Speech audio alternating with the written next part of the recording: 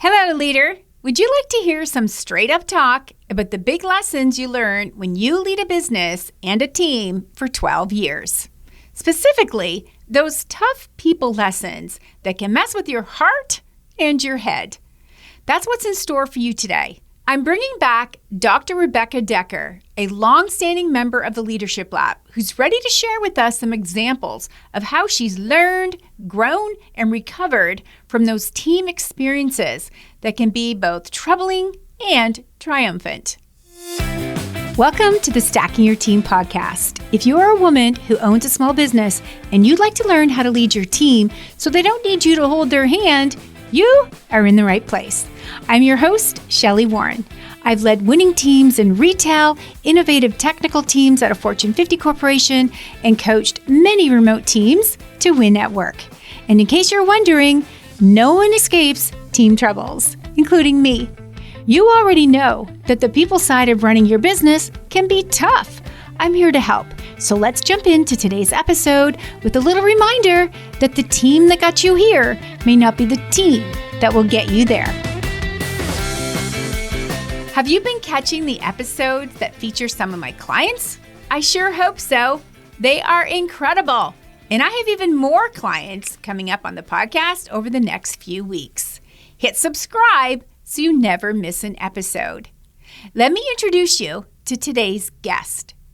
Rebecca Dekker is a long-standing member of the Leadership Lab. She's the founder and CEO of Evidence-Based Birth and the author of Babies Are Not Pizzas. They're Born, Not Delivered. Dr. Dekker earned a bachelor's, a master's, and a PhD in nursing. Previously, Dr. Dekker was an assistant professor of nursing at the University of Kentucky, and in 2016, she left academia to focus full-time on the mission of evidence-based birth, which she continued to elevate these last 12 years. EBB is an education business that supports and uplifts birth workers who are feeling alone, traumatized, and helpless, and she helps them find community, hope, and the strength they need to use their voice. Rebecca leads a remote team who are committed to working to create a world in which all families have access to safe, respectful, evidence-based, and empowering care during pregnancy, birth, and postpartum. She's married to Dan, and they have 3 active kids who have a flair for learning and entrepreneurship. Come on, join me. Let's talk with Rebecca.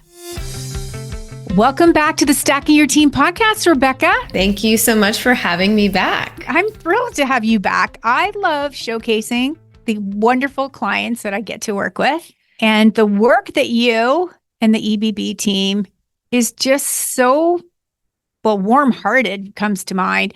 But I think it's also so necessary now. Like, we really do need to, as women and mothers and sisters and daughters and caregivers and grandmothers, we need to be more aware of what's happening out there in the world of birth to take care of our birthing families. Yeah, it truly is a global topic because every single one of us was born at some point, so it affects everybody. Yeah, it does. And there's just so many new breakthroughs and advances. And then on the flip side, there are so many unfortunate moments as well that I think now we talk about it more, or we're hearing about those tragedies more, or those traumas more. So we're becoming more educated about that as well. Whereas, in my generation and in my mother's generation, those were secrets that no one talked about. I remember when I found out that my grandmother had a baby boy who was stillborn. And if he had lived, he would have been the same age as my brother. So that meant my mom and my Nana were pregnant at the same time. And I found this out by thumbing through a family Bible. My Nana and Grandpa had this massive Bible. It was huge, just huge. And I found it one day in a china cabinet, and I decided to pull it out. I think I was probably about 13. And I pulled it out and I started going through it, and I found this little tiny death announcement that was cut out of the newspaper.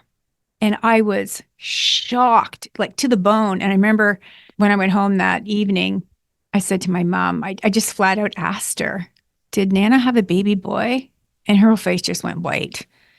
So, she told me this story, but I remember it was just incredibly derailing. Yeah, there's a lot of generational trauma around childbearing, pregnancy, postpartum, and I do think it's been a positive change that people are talking more about birth. And I had something similar happen. We discovered that my grandmother had twin siblings who were also experienced death, and we never knew they had existed until, you can use ancestry.com to find things, and all of a sudden you're finding birth certificates and death certificates of, it just was not talked about. So there's a lot in birth. There's a lot of joy. There's a lot of sorrow and everything in between. And it's a very personal topic. So, and a lot of people who work with me have personal reasons for doing so. Like they usually have what I call an origin story. And sometimes it's, I had an amazing pregnancy and birth experience and I want other people to have that. Or, I had a traumatic experience. I want to help people avoid that. So there's a lot of personal background that goes into and like frames how you go into this field. Well, your peer in the Leadership Lab, Amanda Hunter, by the time this episode airs, she will have been a few episodes back. But her origin story of why she launched her therapy practice was because of the trauma around the birth of her sons. And so you're right. The whole origin story for me, what was so upsetting for finding that out about my Nana is that she had 5 girls and then had a 6th pregnancy, carried him to full term. And then he ended up being stillborn, born with a cord around his neck. And it was just like, I just remember bawling my eyes out over it. And it's still very upsetting to me. And also the whole notion that it was a secret. I think that made it somehow worse. It's something to be ashamed of, like it was your fault. Yes. Yeah. So I always looked at my brother in a totally different light after knowing that, because we're only 2 years apart. Just sort of had a different perspective about women and what they go through to really bring us these families that we all have. So it's just always interesting for sure. And so the work that you and your team do at Evidence-Based Birth is just so astounding to me. And we've been working together now. We're going into our 3rd year that we've been working together. And I just keep learning more and more and more from you, Rebecca. Yeah. And the rabbit holes never end. There are endless things that I could study or research when it comes to pregnancy, birth, postpartum, newborn care. Everything you can possibly imagine had stuff written about it. So we have a lot of research to do, and I don't know if we'll ever be finished, but we keep working on it. Well, we're all far better off that we do have people like you and the dedicated people that are on your team, because it's so worthwhile. And I'm happy to have you back here today because you've been in business for a long time. 12 years. 12 years. And that is no joke. Not a lot of small businesses can claim that. And you have an online business. So you had an online business before it was cool to have an online business. And you've been, now it's, very common for people to have online businesses, but you've had a very successful, very profitable, continually growing online business in a special niche. So you have a very different story in terms of the other online businesses that are out there that serve seemingly the masses. Like you've got a really wonderful niche and you've developed a ton of mastery in that. So I'm interested to learn from you today. It's like Rebecca's philosophy on what it takes to be a leader in this day and age as a small business owner throughout that time, because so much has changed over those 12 years. Even just how we think about small business, let alone the tech, that has come along with it, and just people's perception of working for an online business. What do you mean I don't have a workplace? All of those kind of things have evolved. So you've got some big lessons that you want to share with us today. And so the first thing that I would love to get your perspective on, it's the whole idea of what have you learned about yourself as a business owner and a leader in terms of trusting yourself. So trusting your thought process, trusting your feelings, trusting what your body's telling you so that you can really discern what your next best step is? That's a really good question because I think I have pretty good business instincts. I don't think I could have grown my business and kept it running through all the ups and downs of the last 12 years without having kind of that knack of business, which, I don't credit to myself. We have an incredible team, but at the end of the day, I do have to make some big decisions. And I do think, looking back, before I move forward, I have to credit my grandfather and grandmother on my dad's side of the family. They were entrepreneurs. Like his whole life, he was an entrepreneur, and his wife did the bookkeeping and helped organize the business. So there's that side of the family. And then my mother had a mother who was also very entrepreneurial, and she managed a candy shop and loved marketing and business. So even though I went into healthcare, I think I did grow up in an entrepreneurial kind of atmosphere, not with my parents per se, but with that history of my grandparents doing that. But the thing that I've had to work on the most are my instincts and understanding people. And so I think, you talked about being an online business, and we are, and so some things are unique to having a completely remote company. But, I struggle with the same things that the other people in the Leadership Lab do. Hiring, firing, performance, HR matters, team culture, team meetings, all of those things are leadership aspects. And even though my whole life I feel like I've been tagged, hey, you're a leader, it doesn't mean it comes naturally to me. People may naturally want to follow me, but I need to have the discernment.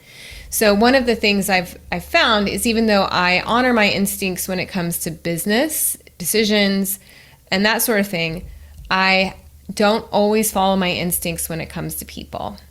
So I was a little bit hamstrung in that way, I think, as a child, because I came from a family that really valued honesty, not maybe 100% transparency. I think every family has its secrets, but honesty was one of the core ethical principles for my parents.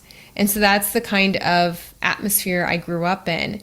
And I feel like a pretty small circle of my family, several very close friends. And then I was a nursing professor, so I worked closely with other people in academia. But I never really started to feel lied to on a regular basis until I went into business and started interacting with, I don't want to say the general public, but just with a wider net of people.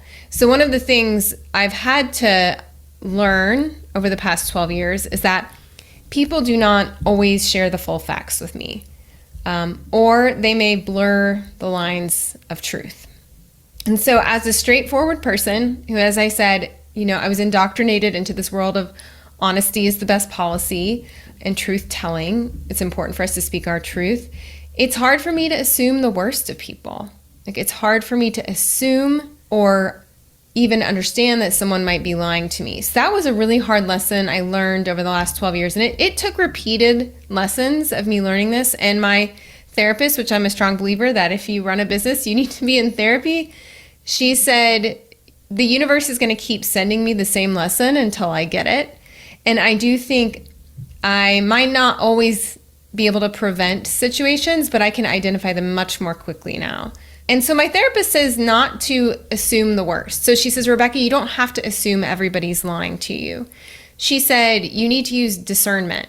And that's a different way. It's not like this or that. It's kind of in the middle. And so in the workplace, what I found, and dealing with customers, team members, anybody you encounter in the world of business, most people are going to initially present themselves in the best light, just like they would in a relationship, just like they would if they were going off to college and meeting classmates or roommates or new friends. But over time, sometimes over a year or two, their conditioning starts to show. Just like I was conditioned as a child to always tell the truth, no matter what, other people have different backgrounds and experiences. And what I've come to find out is that my body can intuitively sense that something is wrong before my cognition or my brain does. And this has happened every single time something has gone wrong in my business. When I go back and reflect, I say, I had a feeling, but I overrode that feeling and I didn't trust my body. So trying to like understand what is my body telling me and how. And so at one point I actually had to go back and write down. I kind of did this exercise where I imagined somebody was lying to me or acting out in a certain way. And then I wrote down all of the things I was feeling in my body when I imagined that scenario. And then I imagined a scenario where somebody was telling me the truth and everything was going well. And I could feel like I wrote down everything I felt in my body. Like, for example, when someone is not telling me the whole truth, or maybe they're hiding something, I can feel like my breathing gets up higher in my chest, or I feel tension in my arms or my hips, or, there's things that my body tells me. And I think that's really unique. Interesting thing about humans is that we can sense things almost before they happen. And it's because our body is picking up little cues before our brain can.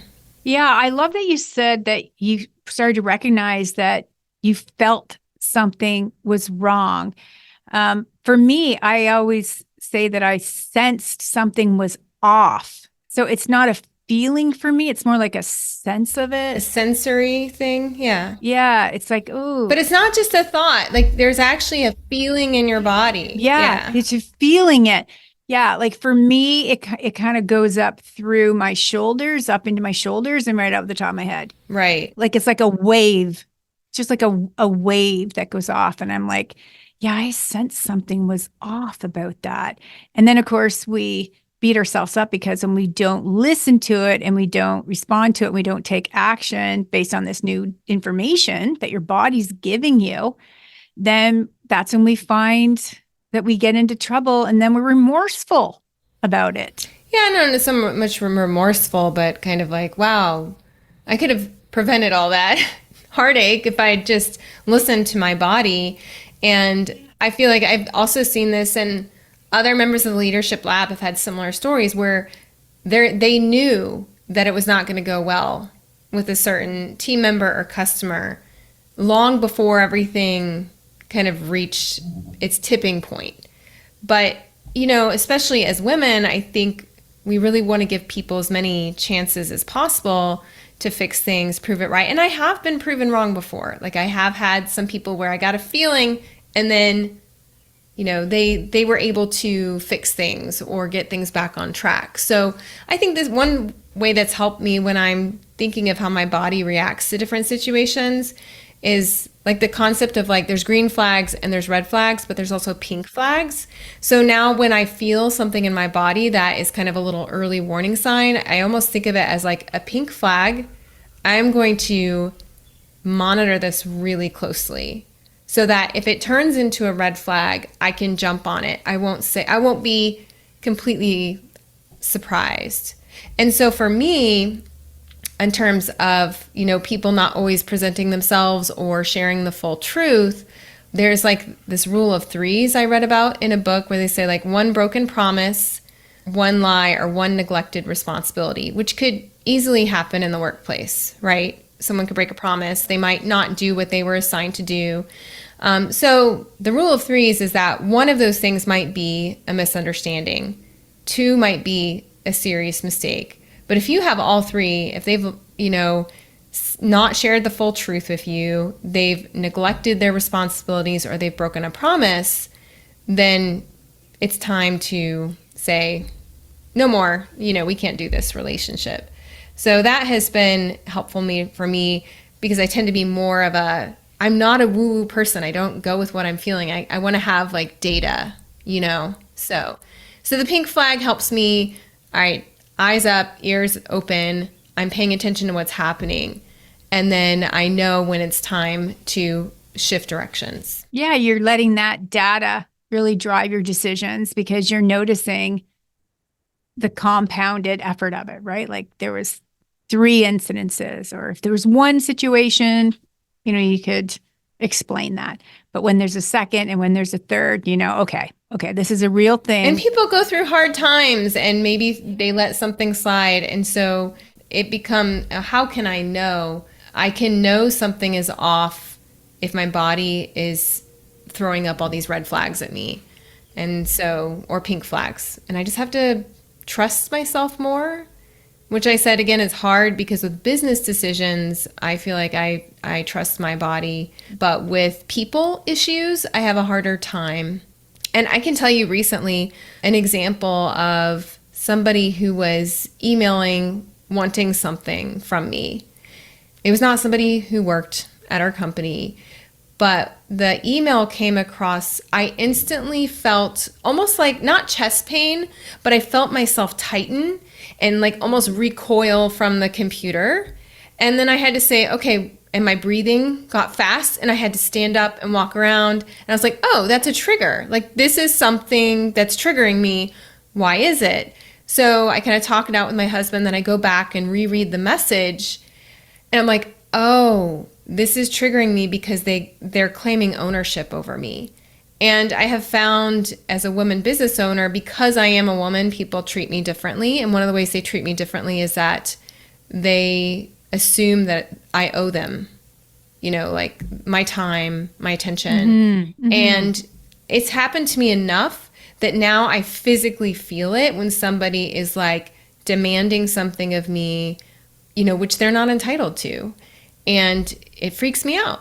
I start to feel trapped and I'm like, I got to get away from this person. But that I've learned is a red flag. So, that's kind of a good lesson now, 12 years in, is that when I start to feel my heart rate go up, or I feel those things, it's not some irrational anxiety. It's not anxiety. Like, anxiety is a real thing and I've had that in the past. But if it comes out of nowhere and it's in response to a person, like, there's a reason I'm reacting to it. And that to me is okay, red flag. I love how you're becoming very aware of these nuances over the years. I think in the beginning, you may have been just, really focused on getting the business going, and we can kind of like brush off these thoughts. We can brush off these feelings. But then the more years that pass and the more experiences you have and the more wise you become, then you really start to listen and pay attention to these things. So I love the idea of the whole rule of threes and then the red, the green, and the pink flags. I think those are really great lessons to share with us, Rebecca. Yeah, sometimes one of our team leaders, we talk about this all. Pink flag, she'll say pink flag. Oh. So we kind of have standardized that language. It's like, it could be red, but right now it's just kind of a pink, but it could get darker and turn into red. So we're going to be careful. Yeah. Oh, I love that. So the other thing that has happened over the years is that you've become really good at leaning into a couple of tools. One, of course, is conflict resolution, which I'm a huge proponent of confrontation. I think most people think that word is a bad word. And I'm always trying to convince people it's not a bad word. It's a word. It's just a word. Let's stop labeling it or stop putting our own projections on it. But you've definitely leaned into learning how to leverage conflict resolution as a tool. And then the other tool that has become important to you is the whole idea of setting boundaries. I think, going back to my last example where I got the message from somebody we'd never worked with before, this is a total stranger to us. This was where I said, okay, why am I feeling this way? It's because they're violating a boundary. And the boundary for me is that, you can't demand things of my personal time. I can give my time. You can pay me for my time if I agree to, but you can't insist that I give you time. It's not yours to insist on that. So where I start to realize, okay, so they're encroaching on me as a person. So with boundary setting, it can be difficult because with work, there's going to be conflict and people have, disagreeing opinions and people might have trouble coming to an agreement. And I think it's really interesting as someone who, my heritage is Dutch from the Netherlands. It's really interesting if you read about workplace culture in the Netherlands, they really value group brainstorming and coming to, group resolutions where we get all together, we figure out what's going on, and then we agree together on a solution. It's very kind of democratic in a way, if you will. But at work or with, customers, teammates, not everybody wants to resolve conflict like that. Like some people will come at you like they're in a battle, where they're ready to fight to the death and they're focused on getting their way. Another type is conflict avoidant, where somebody might just shut down and refuse to engage with you anymore. And then there's people that I think I tend to fall in the category of being like a people pleaser, a peacemaker. So I want to, like I already said, I want people to talk and come to an agreement. But I found that doesn't always work because some people don't want to come to a group agreement. It's like their way or the highway. And then we have a fourth type too, which is more pathological. This might be more nefarious, where somebody is using backstabbing, gossip, manipulation, playing the victim, trying to manipulate the situation to get their way. And so I have to have like really good conflict resolution skills and also know that I'm not going to be able to resolve every conflict. Sometimes we have to agree to disagree. And I've had that several times throughout the past 12 years where it's like, okay, like we are not ever going to agree on this. So we'll probably have to part ways. And in terms of the workplace, having a culture where we talk about boundaries a lot, we encourage people to set healthy boundaries. And I try to role model that as well. And so when this email came in and they were demanding something of me, I realized, okay, these emails shouldn't even be making it to me anymore. Like, hard stop. There's no reason this should come through to me. And so what we ended up doing is teaching that customer representative how to deal with those kinds of questions for people who are demanding, entitled, and that sort of thing. And then toxic communication strategies, we just can't permit them. Because if you're going to have disagreements, that's fine. We can talk about things. But you shouldn't ever go to another team member to talk about another team member unless the point is you're going to talk about how to approach the other team member and involve them. And so I can't let toxic communication like get a hold in my organization, because then it turns into politics, which politics is basically a lot of lying and backstabbing and that sort of thing. And I'm like, no, that cannot be my workplace. I will not last in a workplace like that. Yeah. Do you find sometimes, maybe not now, but even over the course of the 12 years, that your team looked to you to resolve the conflict? Like they're deflecting, deferring to you. They just want it, they want you to come and tell them what to do or how to fix it, how to move forward, so that no one really has to take ownership, or no one really has to hone their confrontation skills or hone their conflict resolution skills. They just defer to you to come in and set the direction. And then I have to do it all. Yeah. So, or where they're wanting you to set the direction and solve all the problems. Yeah. Whenever there's something where I feel like people depend on me, I see that as a weakness in my organization, because it's not sustainable if I'm the only fallback for something. So really a long time ago, whenever something like this came up, I would make an SOP. This is a great tool I learned from you, is just turn everything into an SOP. So we have an SOP for decision making. So as a group, when we have an issue, we actually have guidelines and discussion questions that we use for confronting the issue. And then in terms of people who want to violate our boundaries or, are kind of trespassing on our boundaries, we have another SOP about that as well. That one was also really interesting to create. So I have an SOP called entitlement. What do you do when people are acting like, making demands, unreasonable demands? And we have a whole SOP about how to do it. Don't raise your voice, stay calm, don't provide confidential information, be prepared to walk away if it gets abusive.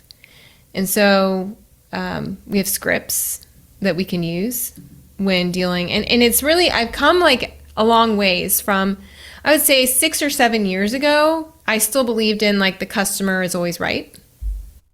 because that's what you always hear. And then I realized, wait a second, we have this whole category of people, though, that they're not engaging with you in hopes for it to be a win-win. So you can't, we have to use discernment. I'm not going to assume the worst about people, but we also can't give up our boundaries. So learning how to uphold our boundaries, using conflict resolution tools, being able to confront someone. You said the word confrontation. There's a really great book called Mastering Respectful Confrontation, and the author explains that the word confront literally means with your front, with your heart open or face to face. So we do believe in having those kinds of discussions, but at the same time, if someone repeatedly crosses our boundaries, then we don't have to engage with them. We have to, because my teammates, I have to protect them. I have to have a healthy workplace for them. And if they don't have these tools on how to protect themselves, like, I can't be the one just jumping in to save them all the time. So I think it's actually been really empowering for everyone. My team, has access to be able to, we pick the brain of my therapist occasionally, or we have a chaplain that we can bring in. So we have different ways of getting support for our team with conflict resolution. But I think does that answer your question? Yeah, I love the self-sufficiency that you're building in. It's an expectation that as a team member at EBB, you will learn this life skill that falls under the category of communication skills. And it's really helping them be able to have wonderful relationships with the people that they work and with the relationships with the people that they serve. And it's not always perfect. And you may try something and it falls flat, but we just need to be able to get back up again and go and face that conversation again and be open to hearing what they have to say and have it truly work towards those win-wins. But often in the workplace, unfortunately, there are too many individuals that they're there to win. They're just there to win, to have their idea put forward, to have things done their way. And typically those individuals don't last long because they're not collaborative and they're quickly considered not a long-term fit. And so we look to move those individuals out. So I'm thrilled to know that you're working so hard and that you've got all these SOPs, and it truly is a life skill. It's one that I learned early in my corporate career. And one of the little phrases that I've never stopped using when someone comes to me and wants to tell me about, my problem today with Jill. Do you know what she did today? My response is always, and what did she say when you talked to her about that? Not allowing the gossip behind someone's back. Yeah. Yeah. Because typically the individual would say, well, I haven't talked to her about it. Well, why? You're talking to me about it. Why aren't you talking to her about it? So it's that whole idea of making it a habit to teach people that they really can have these conversations with their peers. And even the difficult conversations with clients and customers, you can learn how to do that really well. For sure. As well. We don't have to toe the line with the customer's always right concept anymore, for sure. Yeah. So I guess that you could say that's a big second lesson I learned. The customer's not always right. Yeah. And can I give a few more examples? Sure. Okay. So with boundary violation, for example, one of our boundaries is we don't permit homophobic or transphobic language in our social media, in emails sent to us. So I created actually SOPs for how to deal with these people. There has been in the last couple of years just a new wave of really homophobic, transphobic rhetoric, which is really sad. And it's also not safe for members of my team that are part of those communities. And it makes the world less safe for all of us. So I created SOPs for best practices for social media. So when we are amplifying stories from LGBTQ plus accounts that we follow, or sharing pride posts or imagery, we have to be aware ahead of time that there are trolls and there are people just with lots of hate that are going to react to that. So we act in a very proactive way and we have a plan. I worked with a pastor to actually write a whole response to to kind of like a form response or template response for people who write into our customer service team and spew hateful rhetoric, which sadly happens a lot. So we now have a really nicely written, because we used to just delete, block, but I felt like this is an opportunity to educate some people as a privileged person. So we composed a really thoughtful response that does not dehumanize the person who writes in, even though they're dehumanizing whole groups of people. And I'm really proud of that, because now our team doesn't have to deal with these people, but we're also just not doing nothing. You know what I mean? So that was another example of a way we're able to set a boundary. And we're also just really clear on our website in terms and conditions, like this kind of rhetoric, slurs, these kinds of things are absolutely, like, we have zero tolerance. We typically now send that form email, and then we go ahead and like proactively block them from all of our platforms. So we have a whole process to deal with that. Yeah. I love how you're taking a stand for this in a really active way, because you're educating anyone that follows you and your brand and works with you and your team, or is even affiliated with the clients and the other organizations that you serve. They're learning from you how to respond, how to react in a way that is so much more helpful than a lot of things that we see online. So bravo to you for taking the initiative and going the extra mile and really amplifying what it is that you stand for. It means a lot in this day and age, for sure. We need more, especially women who are in leadership roles, to step up and do those things. So the last thing I want to talk to you about today is, what do we do? I mean, you have a lot of experience with this, and 12 years in with your business, I know you've had the iterations of your team have ebbed and flowed over the years as well. So I'm wondering, what do you do when people project their trauma onto you as a business owner, as their leader? How do you deal with that? Whether they're doing it intentionally or not, oftentimes the leader and the business owner gets the brunt of their emotions. Yeah, this is a good question. It's probably my third hard lesson, is what to do when people are projecting onto me. Because I feel everything. I feel people's emotions, sometimes even long distance. I can feel what they're feeling, and it can kind of be a superpower, but can also be something that brings me down. So as I mentioned earlier, when you're a woman leader, people, I think, are more likely to try and cross your boundaries. They're also, I feel like we deal with a lot more insults thrown our way and criticism. Being a woman, I think people talk to me in a way that they wouldn't talk to a male. And when people insult me, I will then kind of take a step back and look at the insult. And then I realize every single time they're just projecting their own feelings about themselves onto me, which is a really kind of unhealthy way of managing your own issues. But it happens so often. And so I've talked with my therapist about this a lot.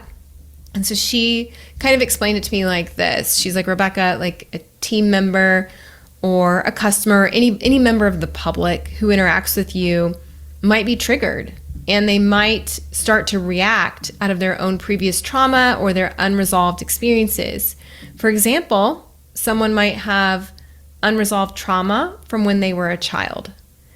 With an adult or an authority figure in their life. You know, maybe somebody abandoned them or treated them cruelly, and they may eventually begin to project some of those feelings in an effort to protect themselves. They kind of project it onto someone else to get it off their chest, and their patterns begin to show. And this is, my therapist says, their parent stuff. And I don't like to be seen as a top-down kind of company, but because I am the majority owner of the business, people will see me as this quote unquote authority figure. And so if they've had these traumatic experiences in the past, they may lash out at me, and I kind of become that punching bag. And so knowing this helps me be more compassionate. When someone starts to all of the sudden try to beat me or my team up, or sling insults or toxic rhetoric, then I know it's not us. It's their own stuff. And knowing that this happens, then it kind of goes back to boundaries. So I have to know what we're willing to tolerate as a team in our culture and in our organization. And people who want to work with us need to be able to deal with their own stuff in a healthy way that doesn't involve projecting onto other people in our team. And so learning this has been really helpful for me because then I try not to take it personally. As a peacemaker, it can be really hard, to just walk away from that kind of rhetoric. But what I do is sometimes I close my eyes and I imagine it just bouncing off of me and back to them. My therapist also told me one time, she said, you don't have to catch every ball that someone throws at you. So true. So true. So true. But we often do. So I'll tell myself over and over, this is not mine. This belongs to someone else. This is not mine. Mm-hmm. This belongs to someone else. Because at the end of the day, they don't know me. They don't walk through my day with me. And if they're, throwing these insults at me or at my team, it's not ours to catch. It's not ours. They're not in the daily grind with us, so they don't know. It's so true. And in the heat of the moment, what's really happening is you're really honing your ability to stop and reflect versus catch and react. You've really learned how to master that. What are you seeing or what are you hearing even amongst your colleagues out there? And even, in the leadership lab, we often talk about the new wave of slang in today's workplace culture, where it's becoming very common now for team members to say to their leader, that's very triggering. I'm feeling very traumatized about this conversation. This workplace is toxic. Yeah, I think those words get overused a lot. I was really lucky on our podcast a long time ago, and you can have the link if you want to share it in your show notes. I had one of my closest friends and my business best friend, Kristen Pascucci. She came on the EBB podcast to talk about how to disagree respectfully. And she actually has a whole segment in there where she talks about when you feel these feelings in your body, you can separate your response from your emotions that you're feeling. If it is bringing back a past trauma, then you need to work through that. And you can't just lash out at the person who kind of gave that memory came up because of them. And we remember things in our bodies. So I don't doubt that people are feeling, like I told you, that email that I got that I had to stand up, walk away and breathe. And I was like, my heart rate was up. It was based on something real that happened in my past. But the person that sent me that email wasn't there, 5 years ago when that happened. So it's not like it's their fault for triggering me. It's more like a reminder, okay, I need to set my boundaries. And then I also think Kristen Pascucci is really interesting. Her website is Birth Monopoly, and she has an Instagram page. She approaches it differently. She says, this is a triggering space, is what she says. She said, we are going to be talking about trauma. And she talks about obstetric violence, which, talk about a triggering subject. So she's like, I'm not going to censor myself. Like, if you are not in a space to deal with this, like you need to not engage here because we're going to be talking about hard things. So I think sometimes team members, they declare this is triggering for me. This is traumatic for me in a way to shut you down, in a way to remove themselves from the conversation or remove themselves from the situation, whether you're providing them feedback or like almost like using it like you said, a way to shut things down. So in that case, if that has not been an issue in our workplace, but if it was, I would just make an SOP for it. I would probably say something like, if you feel your heart rate go up, if you start to feel nauseous or whatever from memories, like, here's what you can do. You can just let people know, hey, I just need a minute to gather myself. I'm going to take a 5-minute walk and I'll be right back. Or, hey, can we come back to this tomorrow? I need to process this and then I'll be able to come to it with a clearer head tomorrow. So I think it's okay for people to pause because if you get in your body and then you're not, able to have kind of more logical conversations, that can also be a trap you don't want to find yourself in. Well, and as the business owner and as the leader, that it's part of your role is to help develop other people. And if every time you want to have a coaching conversation with someone, they're trying to shut that down by saying to you, this is triggering, this is traumatic for you. This is, causing some really bad memories to bubble up for me, then you're never going to get through those difficult adult conversations to really help the individual move forward. So I love the idea that and you're helping your team learn too, that the individual that's having those feelings needs to address those feelings. Just putting a hand up and saying, stop, I can't take this, just isn't going to work over and over and over again. We're in the real world here. Yeah, not repeatedly, for sure. And I think it goes back to the projection again then. It's like they're taking past unresolved trauma and putting it on you. And they're actually, someone's not trying to do that. It's probably a reflex, it's probably subconscious that, they don't know they're violating some boundary or some topic. And then I think it also goes back to just like also team leaders having sensitivity about what are sensitive topics. Pregnancy, fertility, miscarriage, natural disasters, war, genocide. Like there are topics that for some people are incredibly personal. And so we have to be careful, in what we say as leaders too. Yeah, we own that for sure. We own the psychological safety within our workplaces for sure. Yeah. Mm-hmm. Well, this has been fascinating, Rebecca. I could talk to you for hours. I love being around you in person as well. We always learn so much from you. You always help kind of guide us into these deeper conversations that resonate with all of us, and they just become so memorable. So I really appreciate having you in the Leadership Lab. You always add so much value, and I know your peers really trust and admire you as well. So how can our listeners learn more about you and stay more connected with you?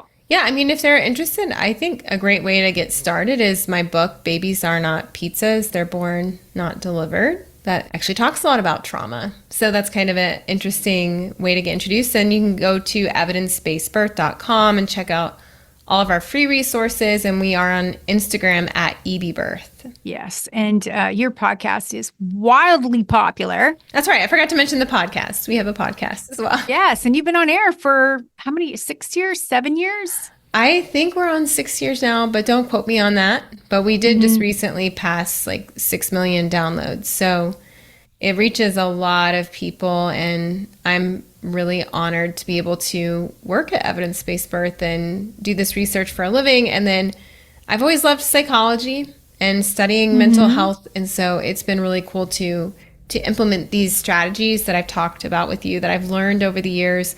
And now I can teach them to my kids. So when someone's insulting them at school, like they know. We talk a lot about boundaries, about how to use discernment in terms of choosing friends, about when someone's projecting onto you their own feelings of inadequacy and how that's not yours. You don't have to catch that ball when people throw it at you. And so it's been interesting to see how these concepts can be applied across life. Yeah, they really are life skills. I love that you see these easy transitions between what you do at the business and how it can help you and your family and your friends and everyone that surrounds you. So thanks so much for always elevating us as leaders. You're always so insightful, Rebecca. And thank you so much for sharing all your brilliance with us today. Thank you, Shelli. I'm sure you appreciate Rebecca being so open with us as much as I do. It matters. We need to feel more secure about moving through these growth periods. We are evolving. So is the team. So is the business. You hear me say it all the time, that the people side of the business is often the most difficult. But you don't have to go through lessons like these alone. Joining the Leadership Lab could be your very next best step to finally being surrounded by women similar to you, who are also learning about themselves, changing and growing, learning how to lead so your team turnover settles down.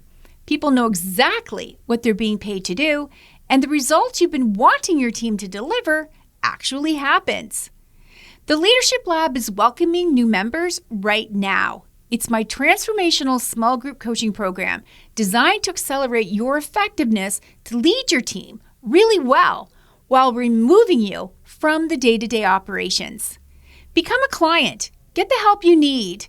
Watch the improvements happen within your team that will spill right over across your whole business. And then join us at our next client gathering in Ottawa, Ontario on October 2nd and 3rd.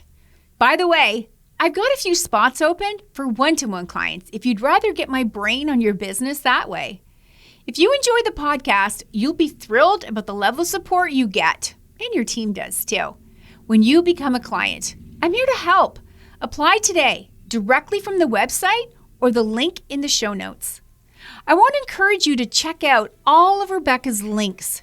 Her Evidence-Based Birth, or EBB, Instagram account is full of insight, videos, and clips from her wildly popular podcast of the same name. With over 6 million downloads, it's sure to become your favorite too.